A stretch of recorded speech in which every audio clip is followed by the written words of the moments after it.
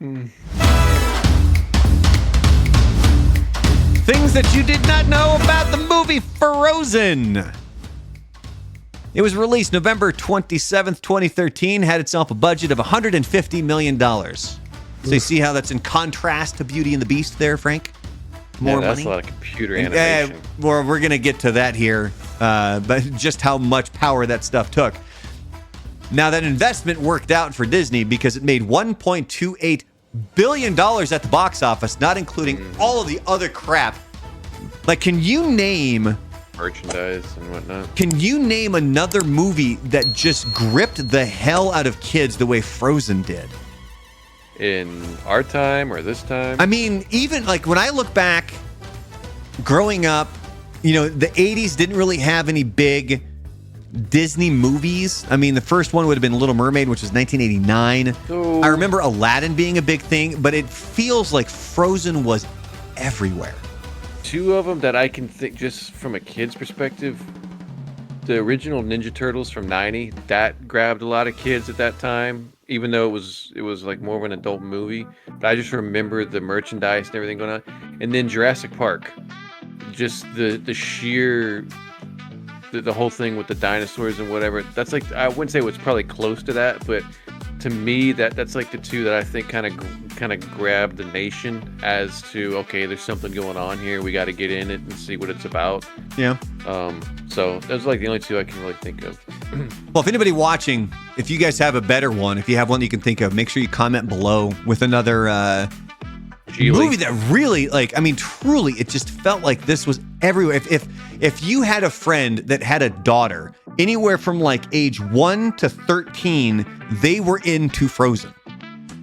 Which actually reminds me of the time with my daughter when I first kind of came into her life. She was already 5, and I was reading her a Frozen bedtime story, and I'd never seen the movie yet. And I was calling Anna. And my daughter just kind of reaches her hand out and she taps my leg and she just goes, and she's like 5 years old. She goes, "I don't want to correct you, but it's pronounced Anna. It's not Anna." And I was you dummy. I was like, oh, bless your little heart, kiddo. So Walt Disney, he actually began planning for Frozen all the way back in 1940. Did you know that? Hey. It's because it's loosely adapted from the Hans Christian Andersen tale, The Snow Queen. All right. Now, Walt had actually partnered with Samuel Goldwyn to make the movie, but that project kind of got put on ice in 1942 when they focused their creative projects on military propaganda. Okay, all right. Yeah.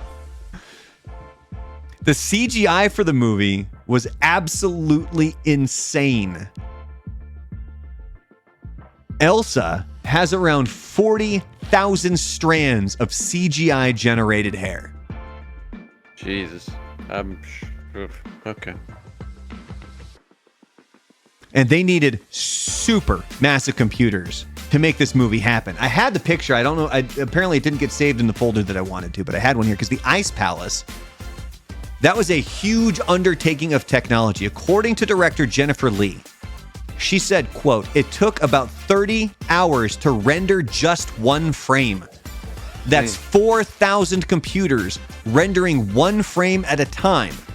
That's why that scene is one of my favorites. It really represents the journey all of us took on that movie." And finally, tourism was boosted over in Norway after the film was released. But that's not necessarily a good thing because tourists are a-holes. They were sleeping in cemeteries and defecating near a popular woodland hiking trail. Good job, guys. I mean, Wild in the Wild.